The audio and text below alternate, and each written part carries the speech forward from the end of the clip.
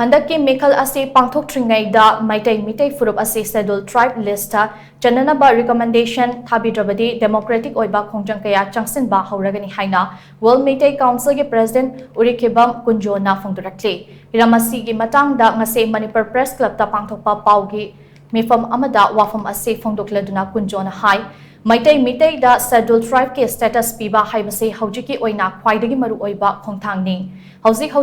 Meitei miyam na pamliba se scheduled tribe list ta chanbani madu khangna Manipur lengak na center da recommendation thabiyu khongthang ase paikhatlaba matungda Meekhal pangthokpana achumba oigani karigumba hiramasida masak thokpa thabak amata laukalaktrabadi ngasidagi hauraga makhal makha kyagi democratic oiba Khongjang sing changshinba hauragani masida CSO Maira Paibi Imaibel amadi miyamna sogatpiyu Handak phamkiba Manipur Legislative Assembly mifamda NRC Channaba ngamkhai sambal khanaraba amade kuki lalholup singa chathanariba su lokthokpagi matangda warep kaya lokhi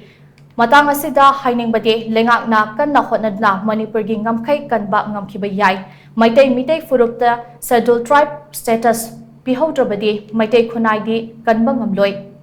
Meitei kan se hairabadi Meitei-Meetei phurupta scheduled tribe status piba mathautai haina mahakna makata na phongdokhe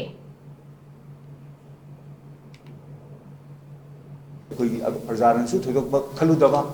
kanbija ever oidaba aduga marile na MLA na officer singa